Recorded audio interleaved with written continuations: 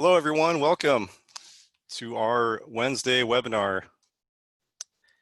I am David Lee. I'll be your host speaker for today's presentation on launching a cyber career in 2020.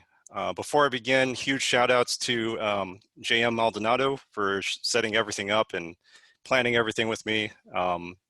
So much hard work goes into these events, and the CSNP team is just exceptional to work with, and so glad I get to be a part of this org, especially right now with the way this industry has really grown so much. So,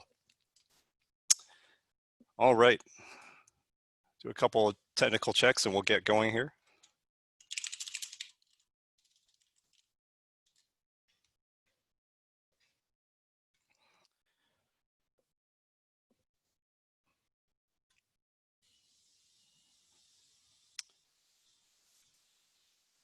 So first of all, a little bit about me. So again, I'm David Lee, US West Regional Director for CSNP. By day, I am the cybersecurity instructor at Code Fellows in Seattle. I have a background primarily in IT. I have pivoted into cyber in recent times. I have my certs in Security Plus, Network Plus, and most recently Certified Ethical Hacker with the Bachelor's in Business Information Systems. Some areas I've worked with in the past include business, manufacturing, and education. And please feel free to add me on LinkedIn. And I try to tailor lots of great content for newcomers to the field. Today's agenda, let's take a look here. We'll take a look at the origins of the internet to give us some context as to what we're looking at topically today. We'll talk about, is cybersecurity right for me? It may not be for everybody, so that's a discussion today. We'll look at the global cyber workforce gap. We'll take a look at the factors driving demand for cyber pros today. COVID-19, how did that affect hiring and demand? Politically motivated attacks in light of recent news. We'll take a look at how that affects your situation as a professional interested in this field. Career paths and skills in cybersecurity, likely more diverse than you may have imagined. Education, certifications, and experience that can get you started in this field. So the origins of the internet. In 1957, during the Cold War, the Soviet Union launched the first man-made satellite into orbit, started the space race. Americans began investing heavily into scientific research and development. In 1962, the US fears what may happen if the Soviets destroy the US telephone system infrastructure. A scientist proposes the ARPA galactic network of computers, a more resilient system against a Soviet attack on US infrastructure. That was the original concept behind the internet system. 1965, another scientist develops packet switching. If you have a network background, you'll be familiar with that. In 1969, in the month of October, ARPANET, which is the original early incarnation of the internet as we know it today, delivered its first message between two computers. It transmitted the word login successfully. However, the first attempt actually crashed and only delivered the letters L and O to the recipient computer. And I wanted to share that to show everyone, even if you feel like your career or your life decisions have led you a certain direction, always consider that even the people who invented the internet, they failed in their first attempt. So maybe you failed a security certification test. We'll always keep that in mind. These great innovations were made by people willing to try and fail in whatever they did. And also, this story, it gives us some context as to why we have the internet and why cyber is booming so much right now. And it's interesting that the original concept was to replace the telecom infrastructure of the US with a resilient defense-based system, but I feel like we ended up replacing the telecom system with another telecom-style infrastructure. So now we have this this drive to kind of catch up with almost completing the original vision of the ARPANET in making a system actually resilient to cyber attack. So is cybersecurity right for me? Advantages to being in this field: the salary is very good. So if you have friends maybe that work in software development or IT, you can expect a similar looking trajectory on the salary side, and we'll take a look at some stats today. Cyber is in extremely high demand. You also get to work as a technical professional. So again, if you are familiar with other sides of the industry, you'll be right at home. And you get to pick up quite a few job skills in cybersecurity that are just valuable from a career professional standpoint and are great resume highlights for you. Some considerations and possible drawbacks for you: it's a challenging field, it's not for everybody, and the burnout from people not expecting the level of challenge in cyber is definitely real. I've heard stories of threat analysts, after 6 months of this, deciding that checking the news 24/7 and keeping up on latest threats is just not for them. So keep that in mind. It's not the easiest field. Continual learning and growth is a must-have. So if you're the type of person that is more of a static, you want to set routine every day, and you're not interested in growing skills and expanding your mindset, this may not be the correct career path for you, as that's a major part of also why cyber is rewarding, in that it's very dynamic. Concepts in cyber are still being standardized, especially on the terminology front. So you may find that as you're looking at these job descriptions, they use different words, but maybe they mean the same thing, or the word cyber analyst could span everything from a really complex job all the way down to a single process job. So always double check when you're looking at the terminology in cyber and make sure you really get a feel for it, because the terms might not be fully standardized. And the good news is organizations like NIST are attempting to push towards standardization of terminology. So I hope that will help everybody moving forward as that progresses. I feel like this field needs to be genuinely interesting to you if you're going to invest the time and effort necessary, because this will sustain you in overcoming the challenges that you encounter. The best way is to try it yourself.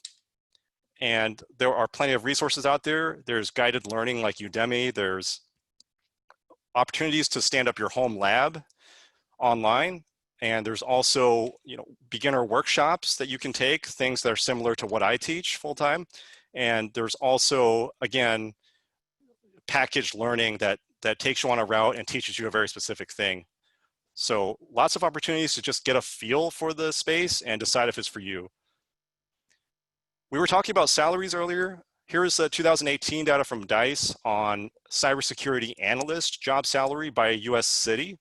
As you can see, it tends to vary based on variables like the cost of living in your city and the density, perhaps, of the tech careers around you in that city. As you can see, Silicon Valley leads this chart.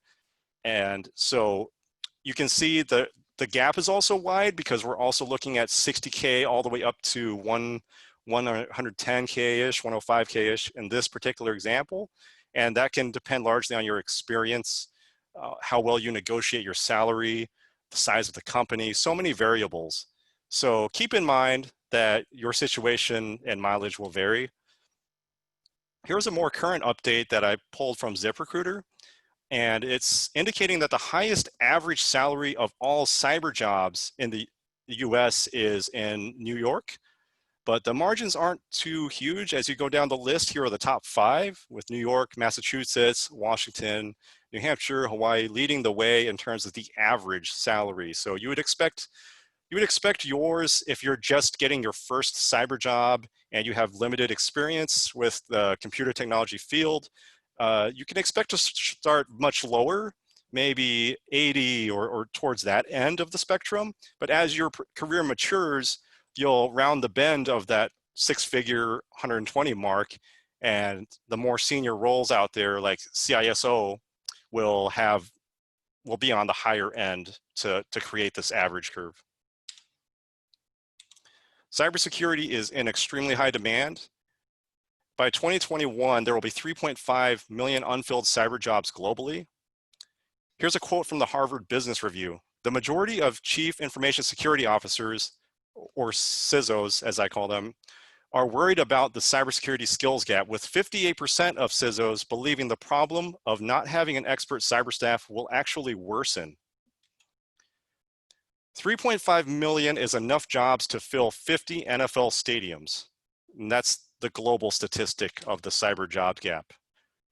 Something to keep in mind, STEM jobs are actually growing overall, so that is affecting the stats of cyber specifically as well. So keep that in mind.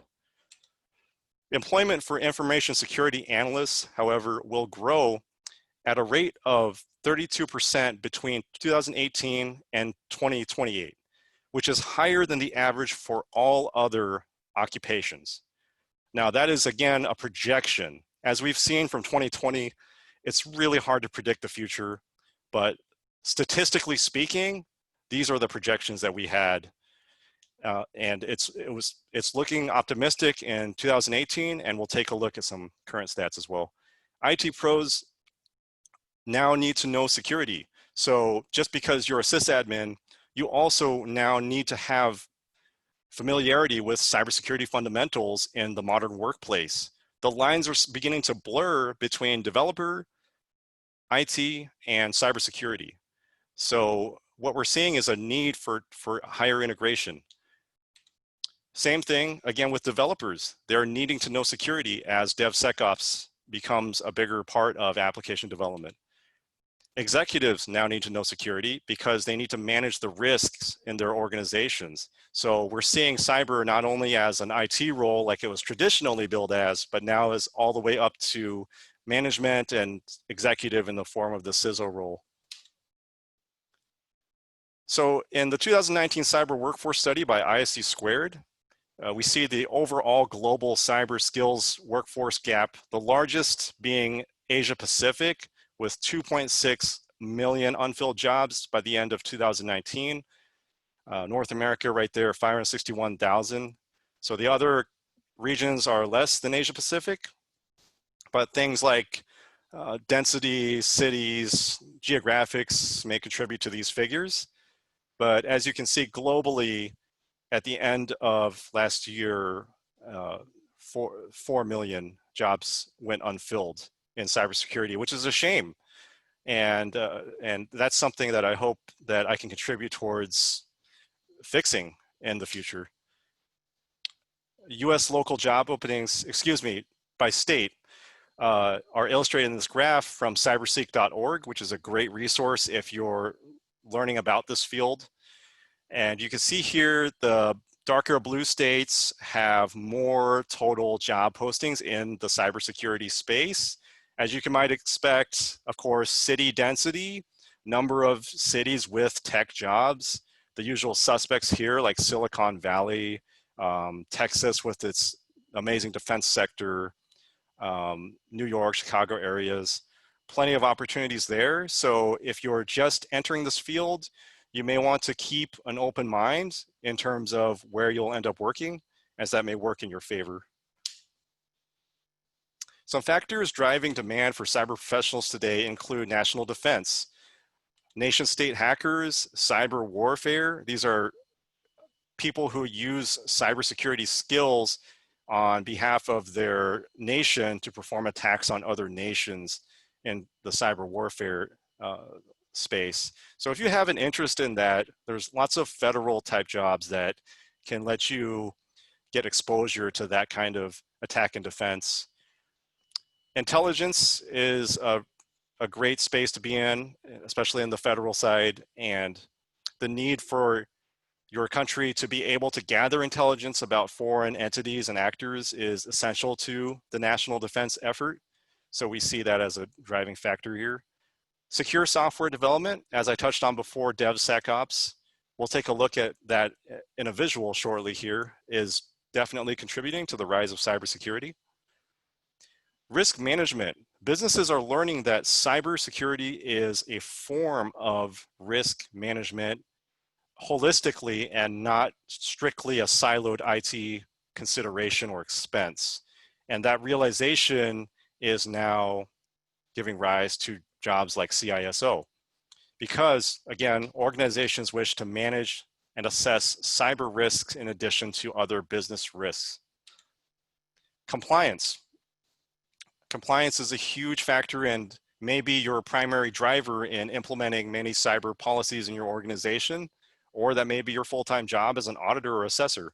So compliance is a huge factor in driving demand for the skills that are required in this field. New technologies mean new threats. So as we saw in the story of the internet, we created a system and kind of repurposed it to be very civilian friendly. And now we're taking this internet system and we're applying it to non-traditional things like IoT, for example. So these devices that are not traditionally computers. We're applying internet technology to manufacturing. These are areas that are newer spaces to be using the networking and computers at this level of sophistication, which means newer threats are going to present themselves in that space and therefore drive the need for cyber professionals to handle those threats. Again, examples of that: cloud, IoT, and ICS. So COVID-19 is a major disruptor globally. The CEO of ImmunoWeb, which is a cybersecurity defensive product, predicts that traditional businesses will transition online during this process we're undergoing. The CEO predicts strong cybersecurity will be a competitive differentiator for companies that are competing in this new market, in this new normal. The CEO also predicted additional regulation of e-business moving forward as we are now doing additional e-business in replace of in-person transactions. Investors will favor cyber startups more heavily, according to this CEO's opinion. Digitization will boom and sustain itself. So what we'll see is this explosion of new online services and organizations that leverage, that need cybersecurity because they're using more technology. Mimecast, known for their email firewalling service, reported an increase in detections during January through March 2020. Spam and opportunism rose by 26%, impersonation rose by 30%, malware increased by 35%, URL blocking increased by 56%. So during this intense year of 2020, we're seeing more cyber activity. Some attacks are motivated by political reasons or activism-driven reasons. Cloudflare reported a spike in attacks on anti-racism sites since the start of the widespread protests in the US and around the world. The CEO, Matthew Prince, reports that these groups went from having almost no attacks at all in April to attacks peaking at 20,000 requests per second on a single site. And if you're familiar with the term DDoS, that's when you send a website so many attacks that, or so many requests rather, that it overloads the ability of the site to function and thus becomes an attack in itself and shuts the website down. So the graph on the right depicts the movement of time, and towards the end of May, early June, you see this massive spike on this example, Project Galileo. Attacks on government, police, and emergency services sites are up by 1.8 times what they used to be. Again, politically motivated attacks by people who have a political agenda and are using cyber skill sets to disrupt services. Attacks on military sites are up by 3.8 times what they used to be. So looking at career paths in cybersecurity, we have here another visual from cyberseek.org, again, a fantastic resource for what we're discussing here today. They use a term called feeder role, where you're not exactly in cybersecurity, but you have crossover skill sets that can translate into an entry-level cyber job. So on the left here, roles like software development or financial risk analysis can actually translate very nicely into entry-level cybersecurity.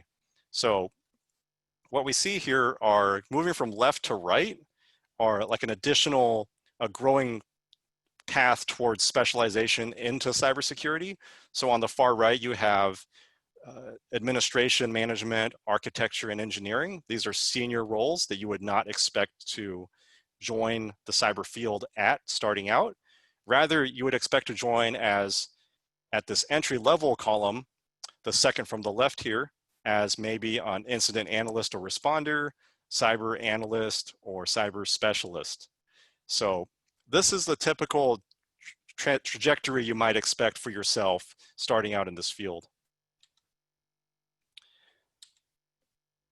Some facts about cybersecurity: less than 50% actually started in the field.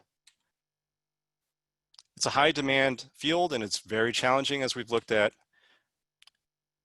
A really interesting part, you can become your company's cybersecurity subject matter expert. You can be the go-to person for this field in your company. Leadership in this research study by ISC Squared was the most popular career path after somebody spent some time in cyber. And so example of this would be transitioning into the management of a cyber team, or ultimately at the highest level, CISO of the organization. And 65% surveyed said they plan to stay in the field. This visual on the right is from NIST, and it summarizes some operations performed by cybersecurity professionals. And as you can imagine, oversee and govern would be the more managerial team lead, executive type of role. Operate and maintain, protect and defend, be more of like your incident responders, your SOC technicians. Investigate might be more of an intelligence role, but you may have a role that performs many or all of these job functions. So keep that in mind. Maybe you're currently in IT and you currently perform protect and defense for your company. So keep in mind that you may already be doing these things, or your job title may not perfectly indicate you are doing this. But again, that's why we have the so-called feeder roles that transition you into a cyber specialized position. So we touched on DevOps and DevSecOps as being points of integration between IT, software development, and security. And here's a graph depicting the transition now of the application development process, which originally was ops, delivery, development integrated. But now we see a push to add security at the very beginning of the development process and maintain security standards and requirements throughout the application development process. So this again is driving up the need to have cyber professionals in this space that traditionally before was not considered to be a realm of cyber expertise. Career skills. So these are skills that all cyber professionals will need to have and develop throughout their careers to make them successful. And on the right, I've just depicted what an organization structure might look like that you end up working for. And these are the types of people that you'll need to communicate with effectively to make sure that your initiatives are reviewed, processed, considered, and to make sure that you're a successful part of an organization. So strong communication skills are absolutely essential, both technical and non-technical. Your audience may not always be another technically savvy team, and you may need to translate a lot of what you know into layman's terms. Emotional intelligence, cannot emphasize this enough, is becoming such an in-demand skill in the workplace. Just being able to communicate that much more effectively and understand conflict situations and handle them that much better. Teamwork may surprise some of you who expected a job that was more of like an expert working in isolation. I would argue all cyber jobs are teamwork based because of the need for shared expertise. You may be a subject matter in one aspect of cyber, but you'll need to lean on other teams to, to fill in those gaps for yourself on areas that you may not work with on a regular basis.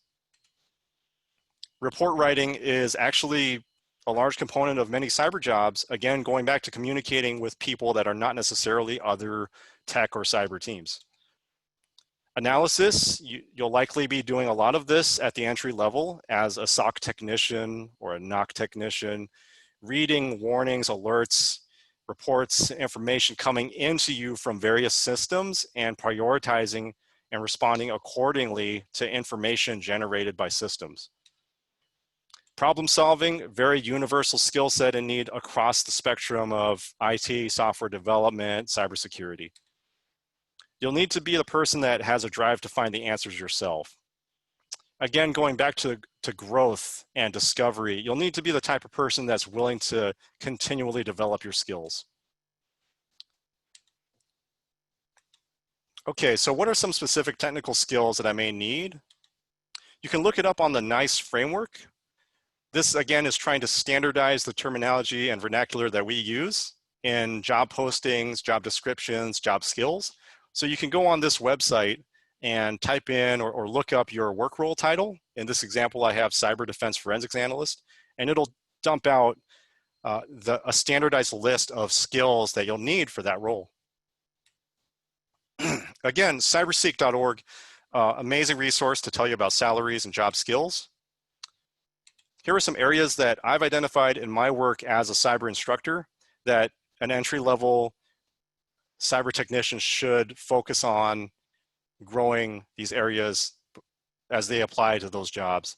Security operations, data security, cloud and network security, threat modeling and analysis, incident response, vulnerability analysis, and penetration testing, last but not least.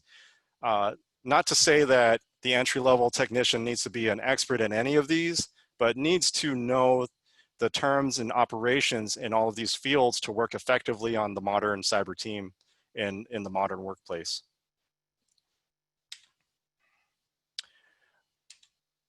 So some challenges and potential drawbacks to working in this field. It's a very competitive job market, despite there being such a high demand. So you may not always have the best experience looking for work out the gate as you complete various programs and degrees. It's a very dynamic field to be in. So you, again, have to have that mindset of where things can change and you can just roll with the punches. Industry trends, news, vulnerabilities, skills, these all change in cybersecurity over time. Terminology is kind of crazy. It's still being standardized by organizations like NIST. Lots of certification bodies right now. So there's no one single cyber school that you go to. There's lots of conflict right now of, do we need certifications? Do cyber pros need bachelors? What qualifications do you need to get the first job? So lots of conflict and discussion there all the time, and that's continuously evolving. And so you might find that it's very confusing looking from the outside in, kind of like when you dump a jigsaw puzzle out on your table, it makes no sense until you start kind of working with it. The strategy I always used as a kid when I put together jigsaw puzzles, we'd always put the frame together. So I always approached this massive problem and tried to have an actual strategy, plan, a method, just so I could get started in the process. And that's what I propose we do here if you're in that space and you're wanting to get started. My strategy I propose is get credentials to prove you're competent in certain fields of cybersecurity. So there's degree options, there's certifications. Perhaps even more valuable though is if you can get real hands-on experience in cybersecurity. Here's some opportunities you might want to consider. You can volunteer for organizations like CSNP, Ithaca, lots of cyber professional orgs out there that could use your help. There's events like hackathons where you can apply skills or you can do some development. There's workshops, skill development programs like those that I teach, where entry-level people can join without background experience and start building those skills from scratch. You can start in a related field. So for example, a lot of my expertise was in IT in the business context. So a lot of times your previous work experiences translate into cyber in some meaningful fashion. You can consult an expert as part of your career strategy. So career coaching might reveal some things that you were not aware of as part of your job search. Making yourself known. Make sure that you're marketable and that recruiters can find you and identify that, yes, you have these skills and are seeking employment. Social media, things like LinkedIn are tremendous for this. Professional networking events where you get to meet people face-to-face, extremely useful. Meetup and Eventbrite always have lots of these, especially if you're in a major city. Going back to education, we are seeing academic degrees start to catch up and offer a bachelor's in specifically cybersecurity. So traditional four-year bachelors are always an option. Be careful though if you're considering a cybersecurity master's degree, because without your first job, say you're currently working in a different field and then you go out and you earn a cyber master's, well then you're overqualified for entry-level SOC technician, for example, where all they want is somebody with maybe a bachelor's or a few certifications, and they're reluctant to hire somebody with a master's but no experience. So be careful when you're choosing what to pursue, that it's part of a strategy that makes yourself appealing to the jobs that you're applying to. Platforms you can consider for education: local college programs. Take a look at what your community has to offer. Right now, some amazing progress being done in terms of making online programs available to students interested in cybersecurity. So keep an open mind, especially right now. We're forced to do everything remotely. And if you've never learned in an online context before, you may find that it works for you, may even work better. So I encourage you to look into that if you've never considered online education. Workshops and boot camps, these are fast-paced options aligned with beginner level certs like Security Plus to just get you started and get you into that first job fast. Beginner certs, I always recommend starting at CompTIA. You'll hear different things from different professionals in this space, but my general recommendation is CompTIA Security Plus because of its high demand. If you look at cyberseek.org, the numbers alone vouch that Security Plus is among the most sought after entry-level certifications that you can obtain with limited experience in the field itself. So here's the chain as CompTIA presents it for their certification chain. So you'll start at the far left. If you've never worked with computers, you'll want to start with ITF Plus, move your way to A Plus, into Network Plus, and then pick up your Security Plus cert. And at that point, you'll have such an understanding that if you're not working with computers already, you'll have a really a better chance at applying to jobs in a way where you do have, you've proven your knowledge of the material. You can then go on to the lower right track and focus more on these cyber certs from CompTIA. But at that point, you can also consider other certs like CEH and from other vendors. And when you get to the more senior levels and you have several years under your belt, you can look at things like CISSP. So the next screen, it will show you all of them. So here's all of the certs. And this was actually posted to Reddit of all places, which I find really funny. But this graphic helped me very much in figuring out how to think about all these different certifications. And you can see here, it kind of breaks them down by what your focus, what you're most interested in. So if you're a technical person, you want to be a security engineer, you would focus on the right side of this graph and start from the bottom up. So at the entry level, I do recommend you pick up these entry level certifications. And as you can see, Security Plus spans virtually the entire range. So I always recommend that starting out, but there's plenty of other options. SSCP, Network Plus, ITIL, these are all great ways to demonstrate your knowledge and expertise in the space that you're headed towards. Keep in mind, however, as you progress higher than entry level, certification bodies will expect that you can demonstrate you've already worked in the field X many years. This is the case for CISSP. One of the most popular certifications is that you'll need to demonstrate you've actually worked a satisfactory number of years to ISC squared before they will fully certify you in CISSP. So don't expect yourself to be earning senior certifications out the gate. Despite the way that job postings may frame it, that's not the case. And try to focus on the entry-level qualifications that will still make you very marketable and prove your skills. Here's some considerations. Certifications are not the same as job experience. I would say if you can get job experience and you had to choose between the two, go with experience. If you can get both, even better. Certifications are not a guarantee of you landing a job. So when somebody recommends, hey, go get SSCP, go get GIAC, Security Plus, they're not saying that you'll get a job the moment you receive the certification. This is just part of a process of making yourself desirable in the marketplace. I would say use certs to augment a career that's already progressing in a strategic fashion through and towards the cybersecurity space. So don't think of certs as a final silver bullet. They're there to help show you know the subject matter. Again, you'll find you'll be blocked by experience requirements as a beginner. So try to look for things that fit where you're actually at. And don't buy into the myth that all cyber jobs require CISSP, as much as they may feel like it when you see entry-level jobs sometimes ask for that. It's because of the popularity of the cert. And so try not to get discouraged if you see that certification too often as you're shopping for these jobs.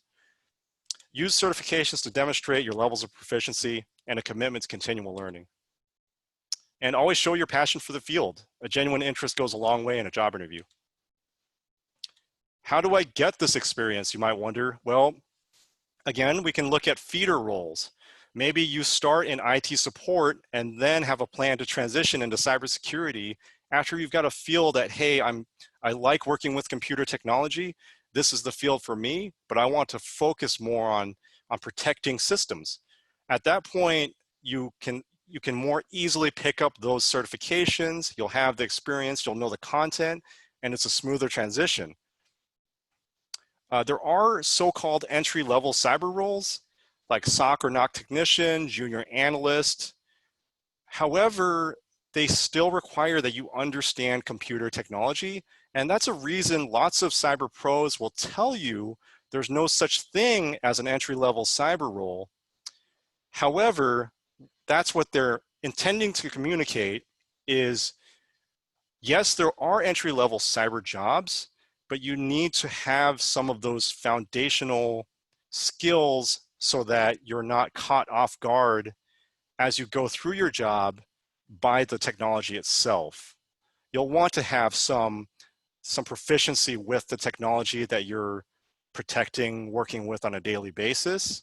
So look for ways to grow your technical skills, grow your comfort in the tech space. Maybe you start as a coder, for example, and then transition in. Nothing wrong with that. In fact, that could be your actual strategy. So keep an open mind. It's not always the straight path. Other ways you can volunteer, plenty of opportunities locally and online. Well, online especially right now. Workshops, you can get specific skills. I've seen those go weeks. I've seen those go 1 to 2 days. Boot camps, where you just accelerate the whole process, pick up all the skills at once, and then get started on your first job. I want to call out the myth of a linear career. And what I see all the time are people in cyber telling you that this is the only way to get into cyber. You have to start in IT, spend X many years, then you specialize in, say, network, spend X many years, and only then are you qualified for entry-level cyber. I could not disagree more. This, to me, is a complete myth. Here's what I've seen in actuality in many careers. In this example, the person starts as a salesperson, moves into program manager. Okay, so they're using business skills, communication skills. They become an operations exec. Okay, they take those operations skills, translate them into a directorship that happens to be in cybersecurity. I see this all the time in the Seattle area where I live, especially with the giants like Microsoft, Amazon right next to me. Very common trajectory to not start at all in cyber, but have so many business skills, you end up there by just the way your career evolves. So keep an open mind, and I encourage everyone not to be discouraged if you don't have an IT background, that there are many ways to achieve your goals and join the field. My recommendation, use that to differentiate yourself. If you have experience in sales, there's plenty of jobs in cyber sales engineering. If you have a customer service background, you can support a software or IT product first. If you have coding experience, that's great. Look into DevSecOps. If you're from management, I did several years in a management position, and leadership is extremely valuable to a company. Even cyber teams need great leaders. And as you move up into your senior career, that you can turn that into those really high level jobs like manager, program manager, VP, or executive like CISO. If you have prior service or you're in the federal space, maybe you have top secret clearance. That's a competitive edge for you in the marketplace. So I always say, if you're trying to achieve anything, reverse engineer your goal, look at people who already got there and try to work backwards from that. You might look into career coaching, as we touched on before. You'll want to optimize your resume, optimize your LinkedIn to be searchable with key terms. Same thing with job applications. Without the key terms, you'll get filtered by the job filtering computers these days. I cannot stress enough, build up your professional network. Grow your connections. Like any career search, you'll need those connections. Join a cyber organization. Be strategic and buckle up for a marathon. A cyber career is not born overnight. These careers are years of dedication and commitment, and be prepared to really work at this and invest your time. Here's some key takeaways. Look for those feeder roles that are not necessarily cybersecurity in the title, but they can get you some of those skills. Use your experiences that make you unique as your competitive advantage. Another point, a reason why certifications are so popular in this space is they prove you know the material that is tested by that certification. You can use workshops, educational programs to prove you have the skills. Another key aspect I see many job seekers missing, though, you also have to advertise your skills. A tree falling down in the woods analogy. So what I'm saying here is make sure you market yourself after you get those skills. Going back to our original story, we moved into the 80s, the internet is born, we hit 91, the World Wide Web is created, 92, the first browser, Netscape, is released, but now we're in 2020, right? And really how we take this infrastructure that we use every day is really up to us. And it's really uncharted territory. And cyber professionals we are filling this vital need in making this infrastructure secure, almost as was the original intent way back when, during the Cold War, when they intended to make a secure internet. Great, I think we're opening it up to questions right now. So JM, I'll let you work with those.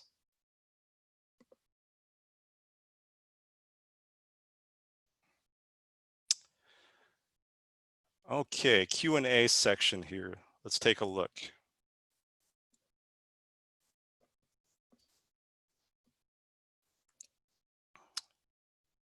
Okay, first question is, Can you please send out info regarding the workshops that you hold for skill development programs? Please reach out for me just directly on LinkedIn, and I can definitely point you in the right direction. Or you can look up Code Fellows online. We're Seattle based and we're doing online boot camps, but this is more about a general presentation about the field and not so much the program that I make or teach. Good question. How long does it take to get ITF plus all the way through security plus certifications? You know, it took me, I really didn't start chasing those until I was several years into just IT support. I think I want to say I spent like 4 years in field before I started really worrying about certifications. But if you're dedicated and you put in the hours to study, it really just depends on your learning style and how successful you are in absorbing the content and passing the test, really. So as far as I understand it, there's no limit or requirement imposed for CompTIA's entry level, but definitely look into those requirements and just plan for yourself. How long does this really realistically take me to study this much content as they outline in the descriptions for their certifications? And if you read that and you see, hey, this is all new to me, it'll take you a while to study for. Good question.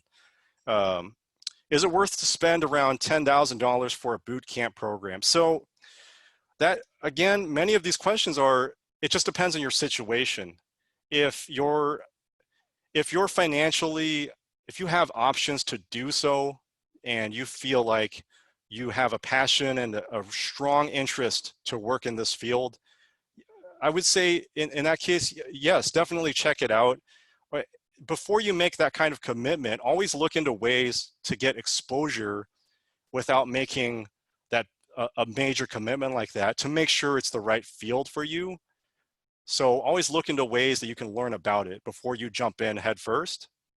However, I will say there is a real lack of boot camp speed training out there, and it works out for many people, and I will say it's as viable an option as any.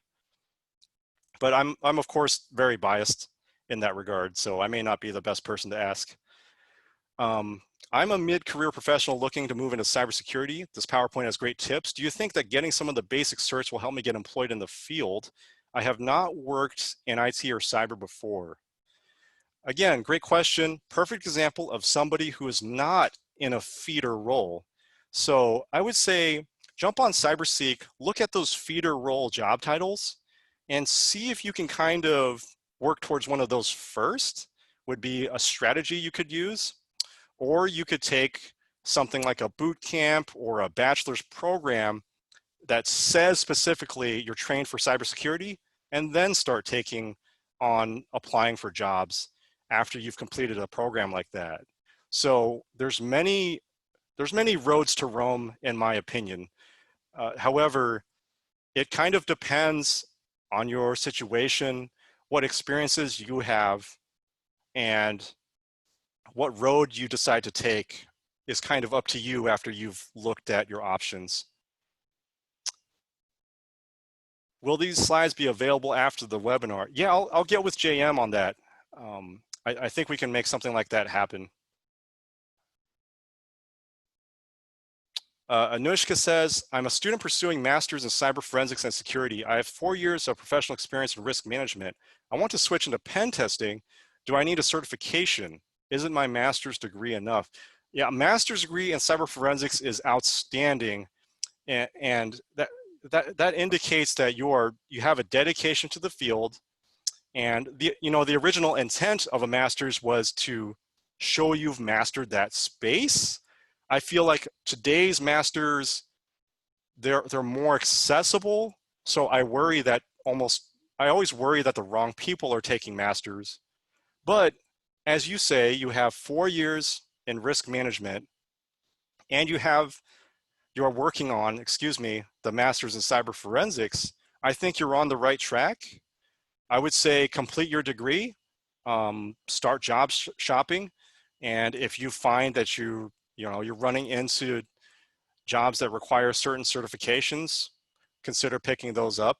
But that's a great place to start, is picking up a bachelor's or master's to start steering your career in the right direction. So I think you're on the right track. I wouldn't stress too much. Good question, Anushka. Good day, I have a regulatory compliance background with no formal IT education. How may I get more experience in cyber policy and standards? Very interesting. Well, if you have a compliance background, I would say look for those feeder roles like we talked about that are dealing with compliance closer to the tech space. And if you can transition into a role full-time that does that, you'll get exposure through that work. And I feel like that might be a good choice for you. Otherwise, looking into educational options would also demonstrate that you have familiarity with cyber policies and standards. So consider your options for sure, whether it's easier to pivot your primary job or to look into education. Mike Roderick says, I feel like all I ever see when searching for jobs are more lead role positions.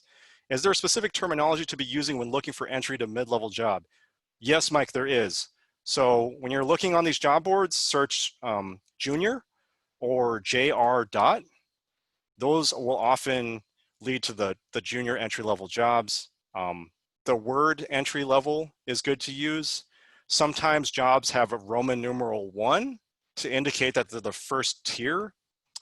Another keyword, SOC technician. So the word technician is a great search term to indicate that this is just a day-to-day operational role, and commonly those are entry level. But Mike, I always worry about your professional network first and foremost, and try to find work that way. I feel like is a stronger strategy than cold applying. Okay, next question here. Any suggestions on how to network with others during a time when many are sheltering in place? I would say this is a great time. So build up your LinkedIn profile, join professional organizations.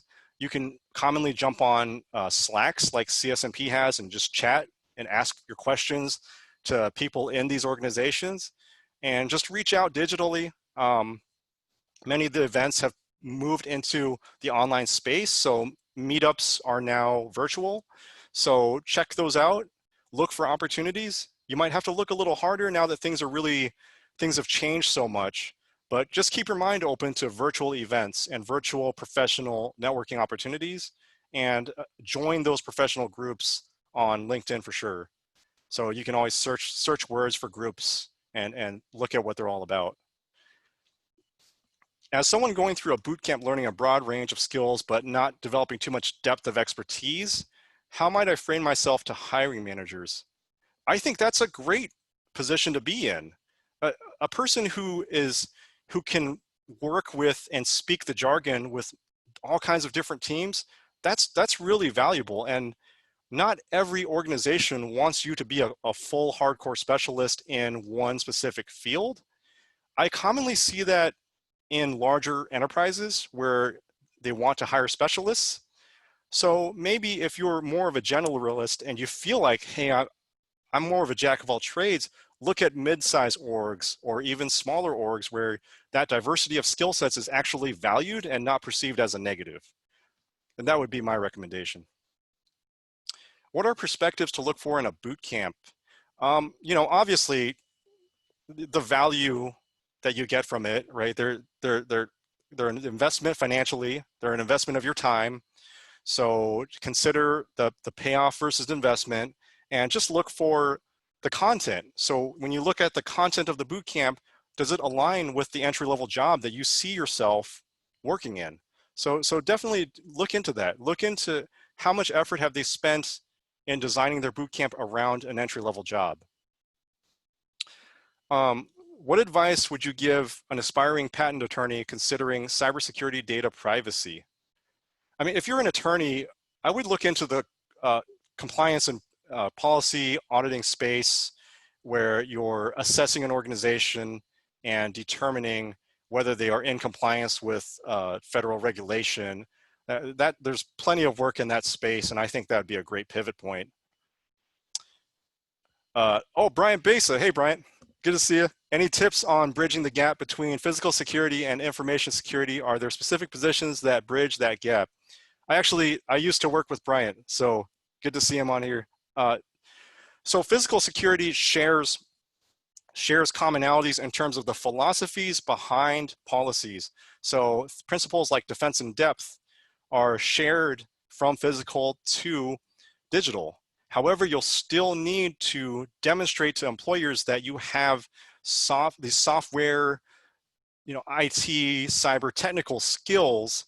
So there is a gap that you have to bridge there, and you still have to go through that process of acquiring the skills, demonstrating that you have the skills, and marketing yourself that way. But I think physical security gives you the mindset that you can take into your first job and into your education, where it'll help you answer test questions. It'll help you kind of appreciate the mindset and how you need to look at everything. So I think it's a leg up compared to somebody who's in a completely separate field and does not work with security. Thanks, Brian. Christopher asks, what would be the ideal cyber job for somebody with strong administrative data entry skills? Gosh, any cyber jobs, because reporting is such a big factor of like the day-to-day at the entry level. Any of them, any entry level job. These are great questions, everybody. We've only got a few minutes. I'll try to get through these. Any recommendations for someone coming out of law enforcement? Again, you have the mindset of physical security, and the task now is to translate your mindset into a new space. So you'll want to prove that you have your computer tech skills and look for ways to gain new skills and demonstrate them. But again, that's a nice field to transition from, because there's so much commonality in how you approach something. Erica asks, can you elaborate a bit more on DevSecOps and how I, as a developer who finished Security Plus, can use that to my advantage? Well, I would say look for roles where that will use your skills as someone who has coding and has completed Security Plus. So you might look for jobs that require software testing, so security testing, and lean on that keyword DevSecOps when you're job searching, and maybe make some connections on LinkedIn or social media with people who are already in that space, and maybe find someone who can help you guide yourself towards closer to that position in cyber. Patrick asks, do you believe COVID has temporarily halted hiring? I started studying, but didn't start applying until COVID hit. Yeah, multiple certs, extremely enthusiastic. I've heard that hiring has it's harder in COVID right now, but now it looks like hopefully we're coming out of it. So I would say just focus on building your professional network and get to know people in the field. And it never hurts to apply. So just put yourself out there as much as you can. And especially if you have a passion for the field, work on projects that show you have the passion, and it's great stuff to take into that interview. So best of luck on that job search. Next question, we've got about a minute left. I found a undergrad cert program with SANS for 18K. They give out 3 basic certs. Do you think this is a good way? Yeah, if that works for your budget. SANS is kind of known for being a more costly path to take, but I will say the quality of their content it's good. So yeah, it's a great option if financially that works for you. I'll take one more in person here. Let's see. Interested in cloud, what certifications and paths should I take? So in CompTIA, take their Cloud Plus certification for sure, and go up that track first, and then look into AWS practitioner and start going up that track would be my recommendation. Wow, I see a wall of questions and I don't think I can get to them all. So I am going to go ahead and switch over to um, showing the next week's webinar, which is exploring the border of IT and OT, which I think many of you will find extremely valuable in terms of your job search and how these different disciplines that used to be separate, how the barriers are starting to come down and we're seeing more integration and cross-training skills in the tech space. So thank you so much, everybody. I'm going to sign off for now, but it's been my pleasure to discuss this topic for you and hopefully help you have a more useful perspective into entry-level cybersecurity. Don't hesitate to reach out on LinkedIn, and I'd be happy to answer any questions and help you get where you're going.